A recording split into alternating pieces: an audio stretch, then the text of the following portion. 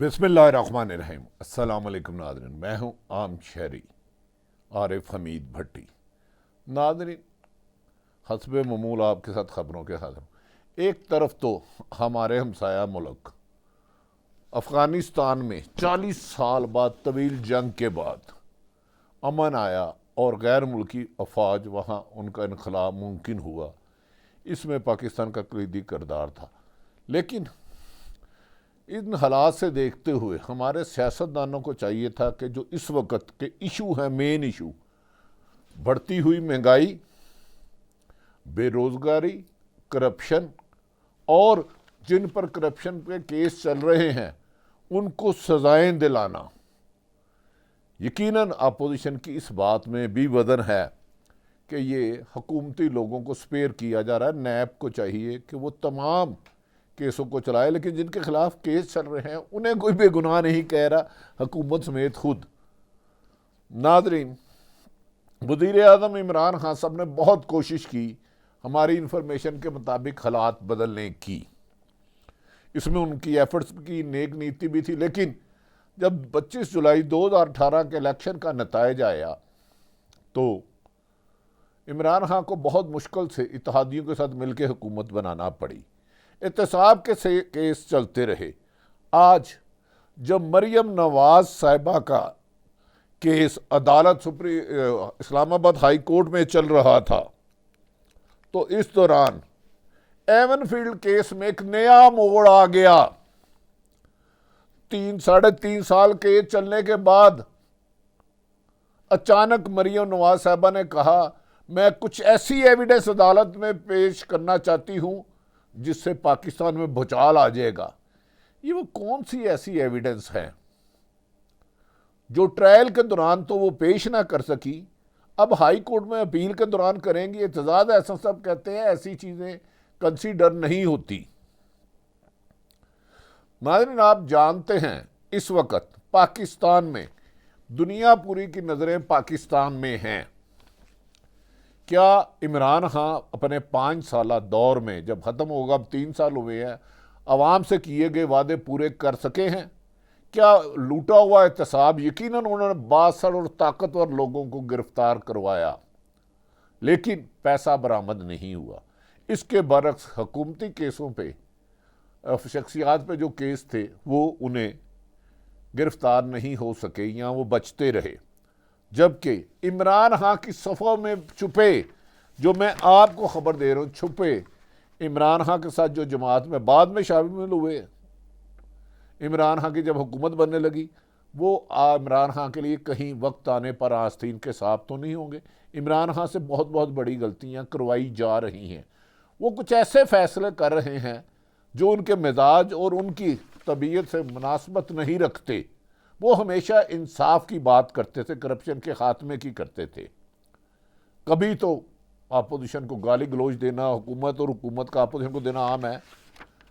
Media को ज़िया-उल-हक से लेकर हर हुकूमत ने की। अब मीडिया डेवलपमेंट अथॉरिटी लाई जा रही है। इमरान खान साहब, ये आपके कुछ दुश्मन दोस्त नुमा दुश्मन आपको मरवाएंगे। 84 में एक तरदीद छपी थी फेक न्यूज़ की, वो मैं आपको भेजूंगा। जब 2014 का आप धरना दे रहे थे तो एक शख्स ने जो ज़बान इस्तेमाल की थी, मैं अल्फाज नहीं दोहरा सकता, वो उस वक्त पीपल्स पार्टी के लिए थे। फिर शायद आपको होश आए। अब मौका है कि आप एहतसाब के अमल को शफाफ जारी रखें, ये आपका क्रेडिट है। लेकिन महंगाई को ख़त्म करें, बेरोज़गारी को ख़त्म करें, गुड गवर्नेंस को लाएं और अफसरान को अख्तियार दें, फिर उनसे जवाब लें। याद रख लें कि एक अरसा दराज बाद किसी नेशनल लीडर पर आवाम का एतमाद आया था, ओवरसीज पाकिस्तानी का, और पाकिस्तान के वो नेशनल जो कभी वोट ही नहीं डालने जाते, जो बड़ी लीड क्लास है, पढ़े लिखी है, वो वोट नहीं डालते थे, आपको उम्मीद बन के किया। अब आपने क्या किया, इसका फैसला तो अगले इलेक्शन में आम करेगी। लेकिन मेरी ये गुजारिश है कि आपके जो करीब लोग हैं उनका भी एहतसाब कराएं, उनकी इन्वेस्टिगेशन कराएं। ना ख़त्म होने वाले इंकशाफात आपके सामने आएंगे। नाज़रीन, पीपल्स पार्टी दूसरी तरफ कह रही है, आइंदा बिलावल भुट्टो साहब फरमा रहे हैं कि पीपल्स पार्टी की हुकूमत बनेगी चारों सूबों में भी, वफाक में भी। मेरी अक्ल समझ नहीं आ रही। मैं जब टोटल कौमी असम्बली के नंबर गेम देखता हूँ पूरे मुल्क के, वो फिर चारों सूबों को देखता हूँ तो वो किस बेस पे कहते हैं। कुछ लोग कहते हैं ताकतवर हल्के उन्हें कुछ सीटें लेकर देंगे, जबकि इलेक्ट्रॉनिक मशीन को इलेक्शन कमीशन और अपोजिशन दोनों ने रद्द कर दिया है।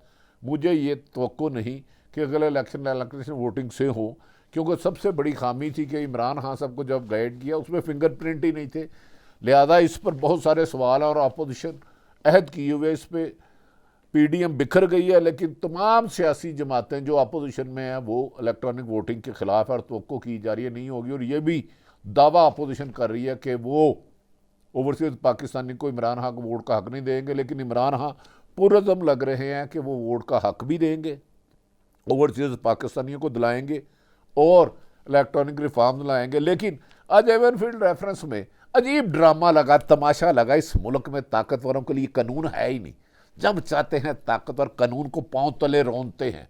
50-50, 20-20, 30-30 साल केस चलता है इनके खिलाफ, इन्हें सजाई नहीं होती, इन्हें सजाएं नहीं होती। 5-5, 6-6 करोड़ 10-10 करोड़ का वकील कर लेते हैं। वो ऐसे हिले बहाने से डेटे लेते हैं कि उनकी रोजाना समाअत हो ही नहीं सकती। नए ऑर्डिनेंस है कि केस की डेली समाअत होगी, लेकिन हो ही नहीं पाती। वकील ऐसे ऐसे बहाने बनाते हैं कि आप सोच नहीं सकते। शायद इसीलिए जिस मुल्क में इंसाफ ना हो वहाँ बदअमनी होती है, जहाँ बदअमनी हो वहाँ नारगी होती है, जहाँ नारगी होती है वहाँ लोग पुरसकून ज़िंदगी नहीं गुजारते। अब इमरान खान को चाहिए कि अब महंगाई, बेरोज़गारी, लाकानूनियत के ख़िलाफ़ जहाद करें। जहाद उन्होंने कहा था कब्ज़ा ग्रुप के ख़िलाफ़ हम जहाद कर रहे हैं। वज़ीर आज़म साहब, आपके कुछ साथी और कुछ ब्यूरोक्रेट कब्ज़ा ग्रुप के बाकायदा पार्टनर हैं, आप इसे काउंटर चेक करें, माने ना माने आपकी मर्ज़ी। अब मैं आ जाता हूँ नाज़रीन, स्पेशली आज मरीम नवाज़ साहबा की इस्लामाबाद हाई कोर्ट में अपीलों के ख़िलाफ़ समाअत थी, जिस पर मरीम नवाज़ साहबा ने कहा अदालत में जाकर कि अदालत में समाअत का कहा इस्लामाबाद में मरीम नवाज़, मैं एवनफील्ड रेफरेंस की समाअत अपीलों मर्जी ये जो अपील कर रहा है 2 रुकनी बेंच है, जिनमें मोहतरम जस्टिस आमिर फ़ारूक और जस्टिस मोहसिन अख्तर कियानी पर मुश्तमिल ये बेंच है। मरीम नवाज़ साहबा ने इस दौरान पिछले कई तारीखों से उनके वकील पेश नहीं हो रहे थे और मरीम नवाज़ साहबा आज खुद रोस्ट्रम पर आ गई। पिछली डेट पे भी चीख रही थी तो उस पर भी वो अदालत ने बरहमी का इजहार किया था। उन्होंने मरीम नवाज़ साहबा खुद रोस्ट्रम पर आ गई और उन्होंने कहा कि मेरे वकील अमजद परवेज़ अदालत में पेश नहीं हुए। अदालत ने पूछा, उनकी जगह अता ताड़ड़ हुए हैं। मरीम नवाज़ ने कहा कि मेरे वकील अमजद परवेज़ को कोरोना हो गया है और वो अदालत में पेश नहीं हो सकते, और वो उन्होंने केस की पैरवी करने से भी माजरत कर ली है। मरीम नवाज़ ने जब ये चीज़ें कह रही थी अदालत के रोस्टर पर आकर के उन्होंने केस से माजरत कर ली है और इससे पहले होते भी नहीं रहे। याद रखें कि इस केस को 3 साल से समाअत नहीं हो रही, कभी आज तारीख महीने की, कभी 2 महीने की, जबकि नया ऑर्डिनेंस कहता है कि डेली समाअत होनी चाहिए। फिर हम कहते हैं इंसाफ नहीं होता। भाई इंसाफ होने दोगे तो होगा, इस्लाहत करो। लड़ाई झगड़े अपोजिशन उसको गालियाँ देती है, हुकूमत अपोजिशन को देती है, इससे कुछ नहीं होगा। पीपल्स पार्टी 3 दफ़ा रही, नून लीग 3 दफ़ा, इमरान खान सब आपको कुछ करना होगा। अमली इक़दामत कुछ किए हैं लेकिन असला काम करना होगा। मरीम नवाज़ ने इस मौके पर आकर रोस्ट्रम पर कहा, मैं 2 चीज़ें बताना चाहती हूँ अदालत के रूबरू। उन्होंने कहा कि मैं ऐसी चीज़ें बताऊंगी जिसके बाद भूचाल आ जाएगा। मेरी समझ में नहीं आता कि क्या भूचाल आएगा। मरीम नवाज़ साहबा ने कहा मुझे मज़ीद वक्त दरकार है, जिस पर अदालत ने, मौजूदा अदालत ने मरीम नवाज़ को आपको डरने की ज़रूरत नहीं है, आमिर फ़ारूक मोहतरम जज साहब ने फरमाया। इसके बाद मरीम नवाज़ साहबा ने कहा मैं यहाँ एक दरख्वास्त फाइल करना चाहती हूँ। मैं मेरिट पर केस सुनने से पहले दरख्वास्त के ज़राए से बहुत कुछ वादया करना चाहती हूँ, बहुत कुछ वादया करना चाहती हूँ। ये बात उन्हें 3 साल बाद याद आई कि अभी एक और दरख्वास्त दायर करनी है और उसमें बहुत कुछ वादया करना चाहती हूँ, जिस पर जज साहब ने फरमाया आप जिसको वकील करना चाहती हैं करें, ये आपका हक है। इस पर उन्होंने कहा, आप कितना वक्त चाहती हैं, आपको कितना वक्त चाहिए इस केस की समाअत के लिए? जिस पर मरियम नवाज साहबा ने फरमाया, मुझे 1 महीना मजीद चाहिए। इस मौके पर नाज़रीन, नैब के ने मरियम नवाज की सवाल समाअत मुलतवी करने की मुखालफत की, लेकिन अदालत ने मरियम नवाज साहबा की बात मान ली। मरियम नवाज ने फिर कहा, मरियम ने कहा, मैं नहीं चाहती केस में ताहीर होने का खदशा है, लेकिन फिर ताहीर के लिए महीना भी मांगा। मरियम नवाज और कैप्टन सफदर की अपीलों में एक नया मोड़ फिर आ गया है। इसमें नए इंकशाफात वो क्या करना चाहती हैं, उससे कौन भूचाल आ जाएगा, कौन सी हिलजल आ जाएगी, किसकी वीडियो है, क्या अहम अदारों की वीडियो है, क्या किसी रिटायर्ड जज साहबान की है, कोई वकला की है। कहा जाता है कि उनके पास माशाल्लाह, याद रखें कि आज से बहुत अरसा पहले उन्होंने एक अपने साथ शहबाज शरीफ शाहिद खानवासी के साथ प्रेस कॉन्फ्रेंस की थी और वीडियो की थी। उन्होंने कहा था, मेरे पास कई अहम तरीन शख्सियात की गैर अखलाकी वीडियो वो सामने आए तो लोग मुंह छुपाते फिरेंगे, लेकिन उस पर ना उनको FIA ने बुलाया, ना किसी ने पूछा। इस मुल्क में इंसाफ क्या है? मरियम भी बेटी है, उसके साथ नाइंसाफ़ी नहीं होनी चाहिए, किसी के साथ भी नाइंसाफ़ी नहीं होनी चाहिए। मरियम नवाज का रेडी बानो, लेकिन सेलेक्टेड एहतजाज नफरत को जन्म देता है। और 62 लोगों को एतजाज अहसन साहब कहते हैं कि मुस्लिम लीग नून शुरू से ही अदालतियों और ताकतवर इस्टेब्लिशमेंट की लाडली है। उन्हें वो इंसाफ मिले हैं जो आज तक किसी को नहीं मिले, जो उन्हें फेवर मिली आज तक किसी को नहीं मिली। ये सीनियर एतजाज अहसन जो साबिक वज़ीर दाखिला है, पीपल्स पार्टी के रहनुमा हैं और पाकिस्तान की एक बड़ी शख्सियत हैं। मरियम नवाज ने कहा कि मैं रोस्टर पे खड़े होकर कि मैं इस केस में एवेन्यू फील्ड में अवाम के सामने ऐसे शहायद लाऊंगी जिससे सबका कट्ठा छट्ठा सामने आ जाएगा और लोग मुंह छुपाते फिरेंगे। कट्ठा छट्ठा कौन सा सामने आएगा, कौन सी वीडियो आएगी, कौन सा एटमी राज है जो अफशा होने वाला है। लेकिन मरियम नवाज को 13 तारीख की अदालत ने उनके हुक्म पर 23 तारीख की, माफ़ी चाहता हूँ, सितंबर की डेट दे दी, जिसे कहा जाता है कि खासा उनको टाइम मिल गया है। नादरीन, इस मौके पर एतजाज अहसन ने बारहा कहा, ये लाडले हैं। नवाज शरीफ को सजा हुई लेकिन वो मुल्क से बाहर है। हाँ, ये सच है कि PTI का मालम जप्पा का केस नैब नहीं खोली, BRT का केस नहीं खोल रही, पिंडी रिंग रोड का केस नहीं खोली। वज़ीर आज़म को इन पर भी तवज्जो देनी चाहिए।